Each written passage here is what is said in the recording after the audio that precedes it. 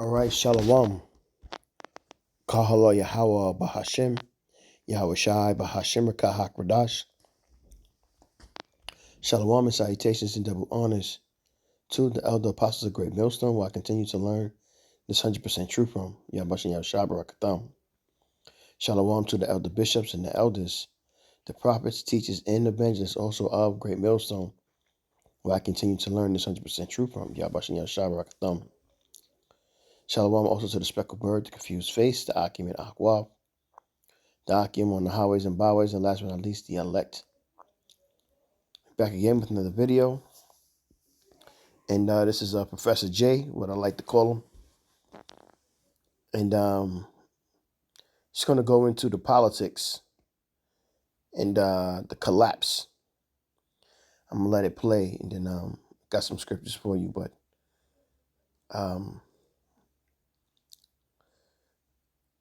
this is a time that is like no other time, as a matter of fact.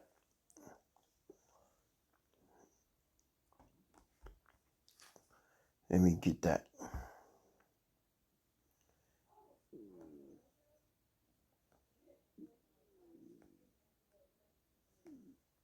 Bear me 1 second. Is it me or just the computers has been acting weird? Computers have been acting weird. Phone, tablets, and personal computers. They've been acting interesting. Interesting. What the hell? Come on, man. Oh, my goodness, bro. Let's get Daniel. It's a lot. Bear with me 1 second, man. I'm just having issues with this tablet. Where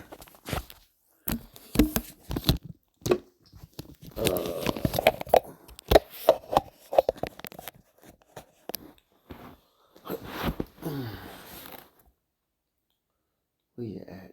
I guess it's more important to have scriptures queued up. So this is the time that is very near. This is a prophecy. This is a vision that Daniel seen. This is Daniel 12:1. The time of the end. And at that time, said Michael, Salakia, and at that time shall Michael stand up, the great prince which standeth for the children of thy people, and there shall be a time of trouble, such as never was since there was a nation, even to the same time.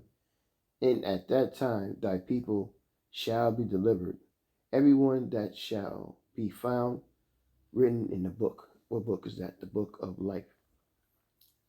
But let's go ahead and get this video real quick. There's going to be another false flag that people don't anticipate, which is an attack on America's financial infrastructure. Okay, so the data centers that undergird the banking system, right? So you have a bank account, right? And it's all stored on a server somewhere. What happens if that server gets blown up?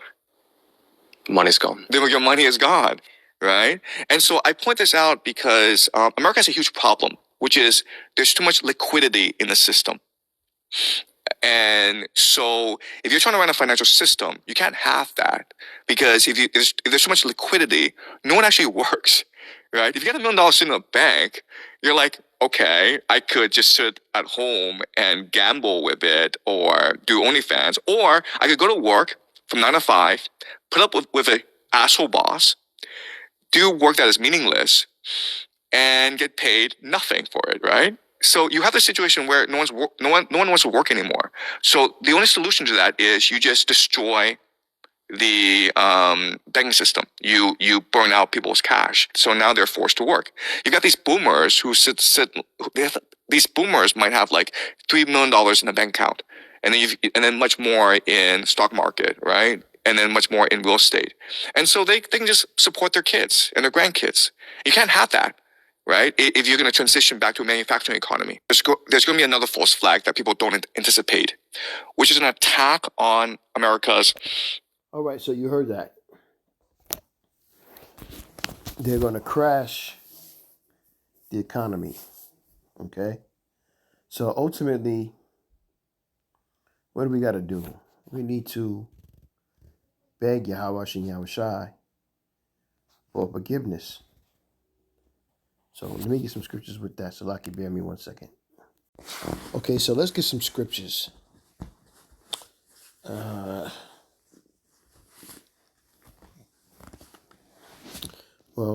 First one I have is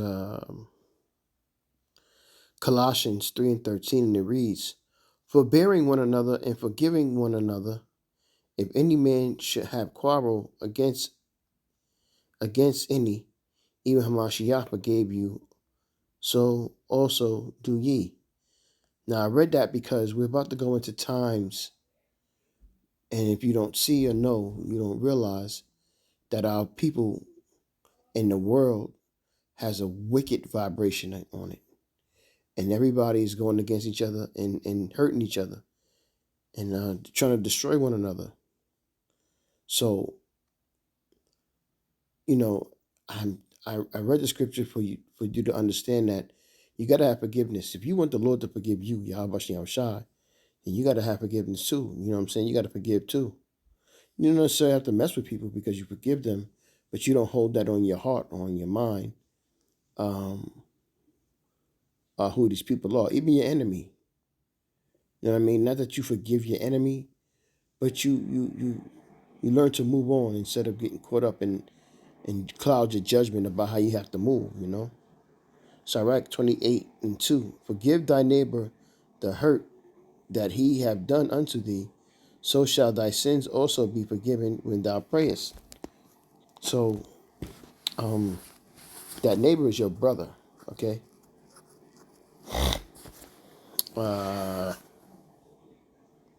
Jump to verse 4, and it says, "He showeth no mercy to a man which is like himself, and doth he ask forgiveness of his own sins?"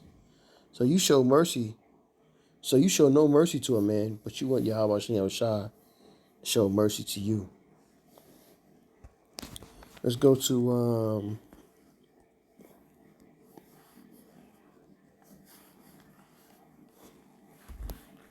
James.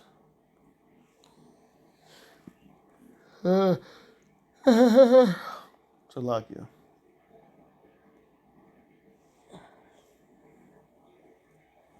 James 5, and I'll start at 1.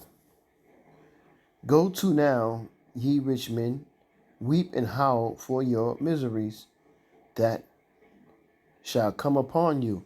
And this is what Professor J was trying to speak about, but he just didn't have the word. He just didn't have the biblical understanding on what to come out and bring out.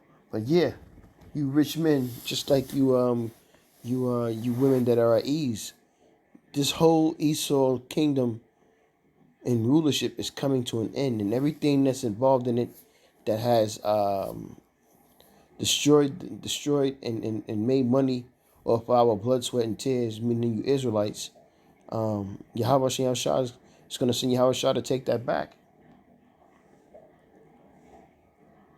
"Your riches are corrupted, and your garments are moth heated.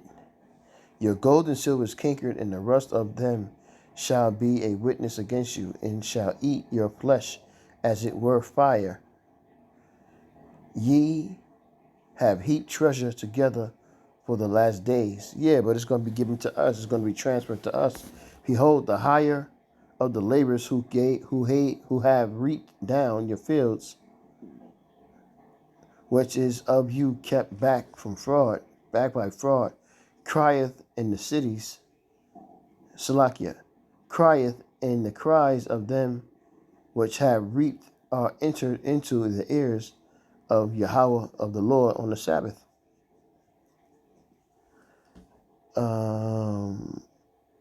Verse 5, "Ye have lived in pleasure on earth." That's right.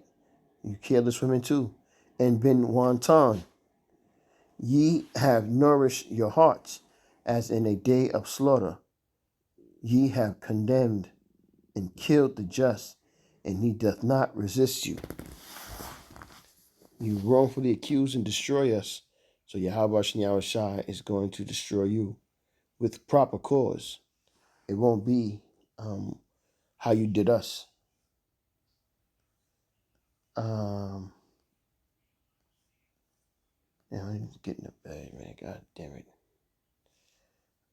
Revelation 18 and 10. And it reads, standing afar off from the fear of her torment, saying, at last, that great city Babylon, the mighty city, for in 1 hour is thy judgment. That's exactly what Professor J is speaking about is going to happen. But he doesn't understand how to bring it out.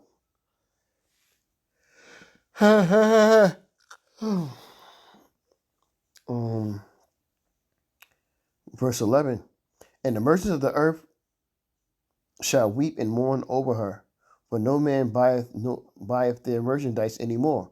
The merchandise of gold and silver, the precious stones and the pearls and the fine linen and the purple and the silk and the scarlet and all thine wood and all manner of vessels of ivory and all manner of vessels of most precious wood and of brass and of iron and of marble and cinnamon and odors and ointments and frankincense and wine and oil and fine flour and wheat and beasts and sheep and horses and chariots and slaves and souls of men. Okay.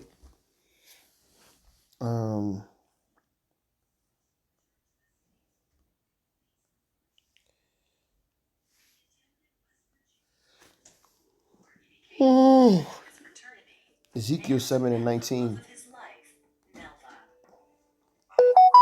And it reads,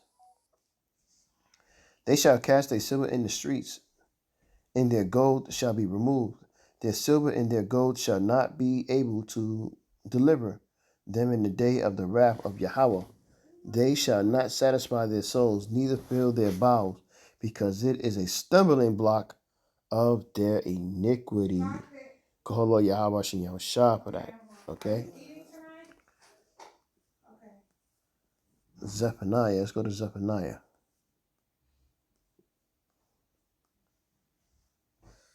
Past that. Zephaniah 1 and 18. Neither their silver nor their gold shall be able to deliver them in the day of the Lord's wrath. Yes, sir. But the whole land should be devoured by the fire of his jealousy, for he shall make even a speedy radiance of all them that dwell in the land. Yeah, man, your time is coming.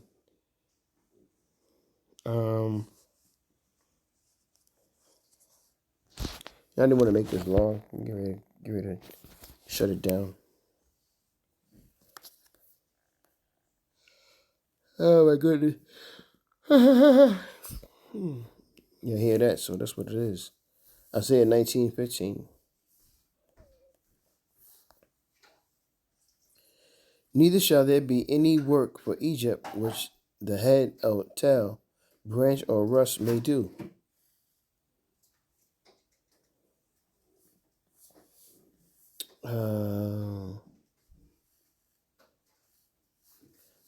Let's go to 2nd Ezra.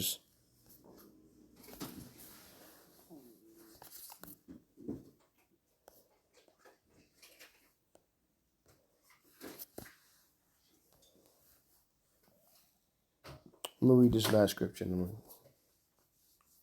2nd Ezra 16:21. And it reads, behold, victuals shall be so good cheap upon the earth, that thou shalt think themselves to be in good case, and even then shall evils grow upon earth, sword, famine, and great confusion. But many of them that dwell upon the earth shall perish of famine and the other, and escape the hunger shall the sword destroy. So this economy is crashing, just like Professor J was saying, and it's only a matter of time. So you got to get yourselves prepared, because it's coming. Prophecies must happen. I pray that you are edified with the lesson. And with that, I'm going to say, Kohalo Yahweh Bahashem Yahweh Shai Bahashem Rakah HaKadosh. Shalom. Salutations again, and double honors to the elder apostles of GMS on down, and shalom to the elect. Shalom.